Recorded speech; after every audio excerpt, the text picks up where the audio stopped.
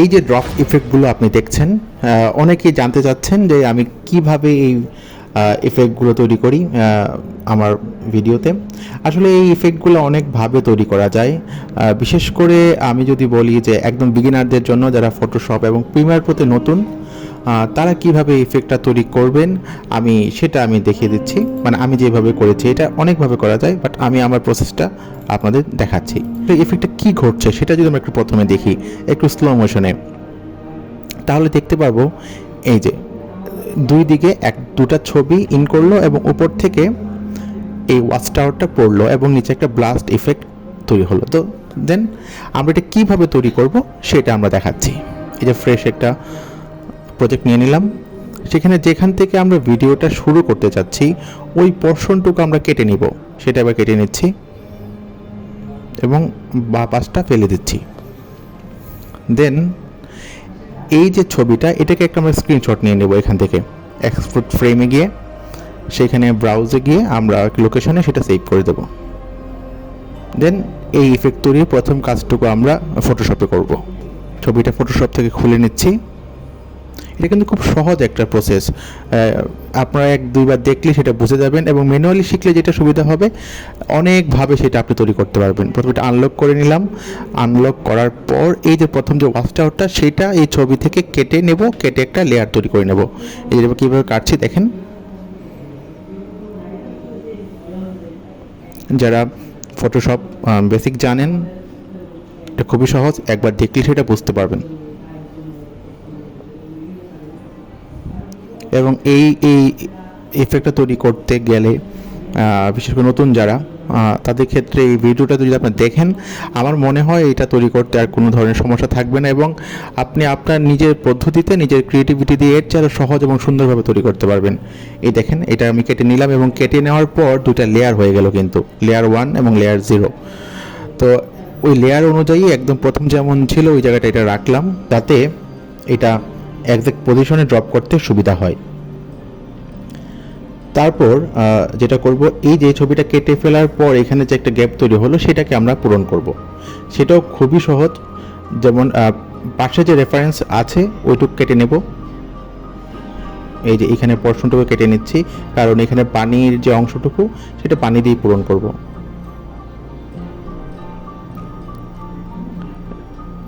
এটা দেখেন, আমি প্রথম লেয়ারের নিচে যে কেটে আরেকটা পোর্শন হলো কপি করলাম, সেটাকে প্রথম লেয়ারের নিচে, মানে 0 লেয়ারের নিচে সেটাকে আমি ইনসার্ট করলাম এবং এটাকেই জাস্ট আরেকটা কপি করে ওই বাকি অংশটুকু পূরণ করব, পানির অংশটুকু।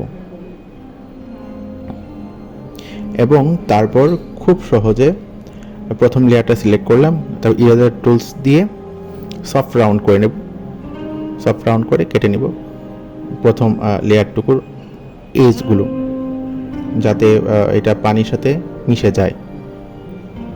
আসলে আমি কোন ভিডিওটা কিভাবে এডিট করছি, এটা কি প্রয়োজন, সেই অনুযায়ী আসলে ডিপেন্ড করবে আসলে আমি এই কাজটা কতটুক পলিশ করব।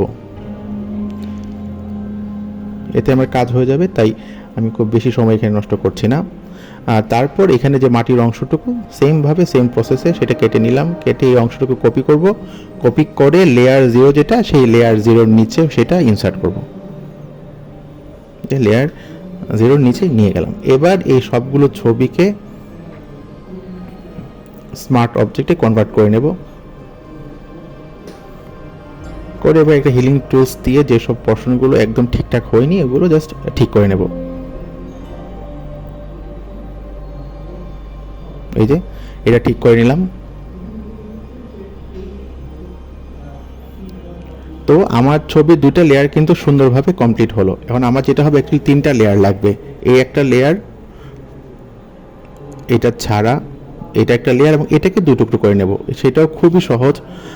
জাস্ট এই দেখেন একটা লেয়ার, এই লেয়ারটাকে প্রথমে কপি করব, পিএনজি ফরম্যাটে কপি করব। চাইলে ফটোশপ ফরম্যাটে করা যায়, বাট পিএনজি করছি, এতে আমার কাজ সহজ হবে। এটাকে 1 নাম্বার করে নিলাম এবং সেভ করে নিলাম। তারপর এই যে ছবিটা, এটাকে 2টা অংশে কাটবো। এই যে জাস্ট এটাকে কাট করে নেব, প্রথম থেকে মধ্য পর্যন্ত নিয়ে সিলেক্ট করে এবার এটাকে কাট করে নেব। এর ফলে কি হলো, আরেকটা লেয়ার তৈরি হলো এবং এটাকে আবার প্রথম পোর্শনের মতো আগের জায়গায় নেব। এতে করে যেটা হলো দেখেন যে এখানে এই ছবিটা জাস্ট দুইটা পোর্শনে দুইটা লেয়ারে তৈরি হলো, মোট 3টে লেয়ার হলো। এটাকে আমি আরেকটা পিএনজি ফাইল করে নিচ্ছি।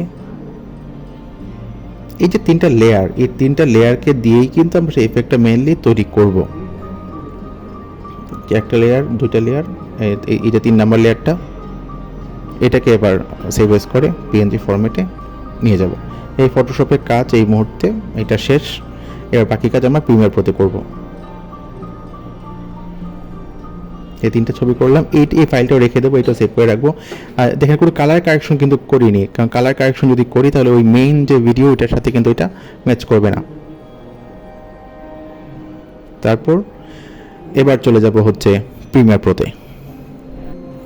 প্রিমিয়ার প্রোতে এবার এই যে ভিডিওটা যেটা ছিল, যেটা প্রশ্নটা কেটে নিয়েছিলাম, এটার সামনে নিয়ে আসবো 3টা ছবি, এবং সেই 3টা ছবিকে এবার সাজাবো। প্রথমে 2টা লেয়ারকে উপরে রাখবো, এবং যে কি লেয়ারটা আছে ওয়াচ টাওয়ারটা, ওইটাকে সবার উপরে রাখবো, কারণ ওইটা শেষে ইউজ করা হবে।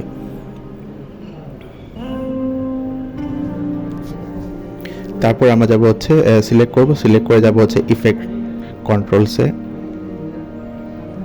এই দেখেন এখানে জাস্ট আমি সুবিধার জন্য দেখাচ্ছি লেয়ারগুলা। একটা লেয়ার, বাকি 2টা লেয়ার আছে। যে লেয়ারটা নিয়ে প্রথমে কাজ করব এই লেয়ারটা, এটাকে প্রথমে ইফেক্ট কন্ট্রোলে ঢুকবো, ঢুকে পজিশন এবং স্কেলটা ঠিক করে নেব।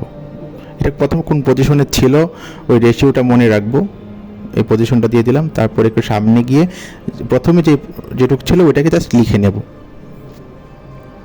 960 ছিল, এই যে চলে আসলো। এখন দেন যেটা হলো এই যে এই ইফেক্টটা তৈরি হলো। সেম জিনিসটা পরের 2টা ভিডিওর ক্ষেত্রে করব, শুধুমাত্র এটার ইনসার্ট পজিশনটা আলাদা হবে।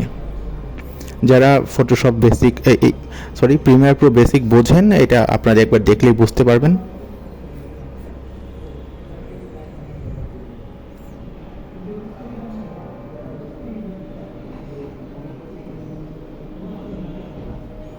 এই যে এটা 960 আছে, এটাকে রাইট পোর্শনে নিয়ে গেলাম। রাইট পোর্শনে নিয়ে পরের ছবিটাকে দেখেন, এটাকে একটু সামনে নেব যাতে আমি আগের ছবিটা কোন পোর্শনে এসেছে ওইটা যাতে বুঝতে পারি। যে এটা জাস্ট এখানে আসলো, তো এই পর্যন্তই রাখবো, এবং দেন এই জায়গাটার মধ্যে সেই আগের যেটা 960 ছিল ওইটা লিখে দিলাম।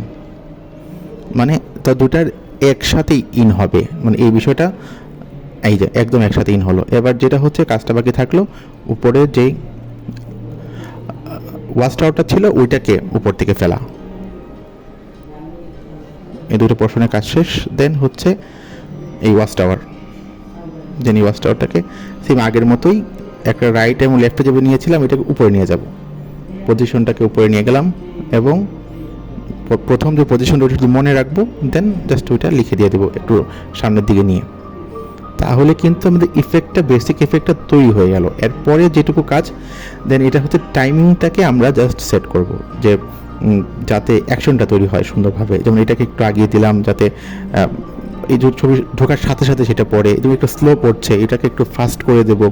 এই কাজগুলো করে এটাকে একটা মানে আমি যেমন অ্যাকশনটা চাচ্ছি, যেমন স্পিড চাচ্ছি, ওই স্পিডে নিয়ে আসবো। এই কি ফ্রেমগুলো তৈরি করা খুবই সহজ, এবং এইগুলো প্রিমিয়ার প্রো খুব বেসিক কাজ। এবার যেটা কাজ হবে, এই 2টা লেয়ারের মধ্যে, মানে হচ্ছে ওয়াচ টাওয়ার এবং ওয়াচ টাওয়ারের নিচে যে 2টা লেয়ার আছে, এই 2টার মধ্যে ব্লাস্ট ইফেক্টটা দেব। এই যে তারপর এই যে আমি আগে ডাউনলোড করা ইফেক্টগুলো, আমি ভিডিওগুলোকে নিলাম। এই যে গ্রিন স্ক্রিন ইফেক্টগুলো, এই অনেক ভিডিও পাওয়া যায়। এই যে এটার জাস্ট আমি অংশটুকু কেটে নেব যেটুকু আমি চাচ্ছি।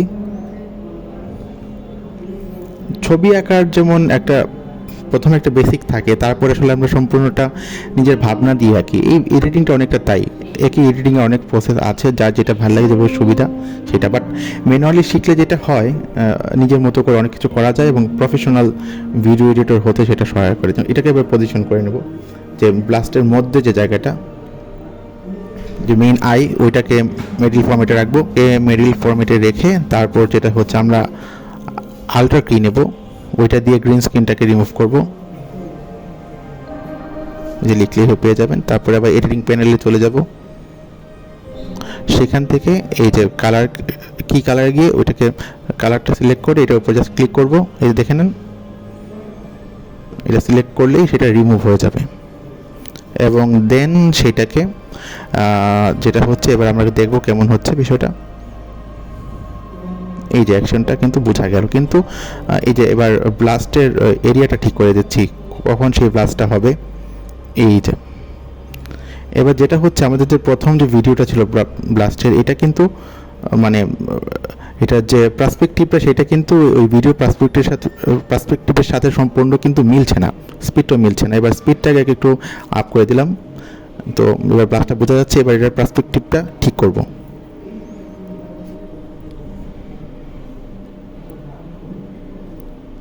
ইফেক্টে গিয়ে পার্সপেক্টিভ লিখে পেয়ে যাব, বেসিক 3D নেব এবং সেটার মধ্যে এটা ইনসার্ট করব। ইনসার্ট করার পর আবার এডিটিংয়ে চলে যাব এবং এটার টিলটা একটু ডাউন করে দেব।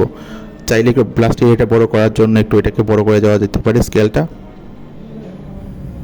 এবার দেখেন খুব সুন্দরভাবে কিন্তু এটা মিলে গেল। এবার আমাদের যে ভিডিওর অন্য যে পোর্শন, ওইটার সাথে এটাকে সেট করব। যে ওইটা ভিডিওটাকে উপরে নিয়ে আসলাম, ব্লাস্ট ইফেক্টও উপরে নিয়ে যাব যাতে ওইটা রেস্টটা থেকে যায় পরে ভিডিও অংশটুকুতে। তো যেটা হলো যে দুইটা ঢুকলো, এইটা তৈরি হলো, দেন ভিডিওটা আসলো, দেন ওইটার জাস্ট পোর্শনটা আবার ঠিক করে নেব, স্পিডটা ঠিক করে নেব। মানে ফুল ভিডিওতে কিন্তু আপনার স্পিডটাকে নিয়ে খেয়াল রাখতে হবে। স্পিড ঠিক হয়ে গেল। দেন আমরা যে ব্ল্যাঙ্ক স্পেস ছিল দুইটা ভিডিও ঢোকার মাঝখানে, ওইখানে একটা আগের যে ভিডিওটা সেটা ইনসার্ট করব যাতে সে ব্ল্যাঙ্ক না মনে হয়। দেখেন কত সুন্দর লাগছে, খুব সিম্পল, খুব সাধারণ। এবার যদি আমরা এই ফুলটাকে বড় করে দেখি তাহলে দেখতে পারবো।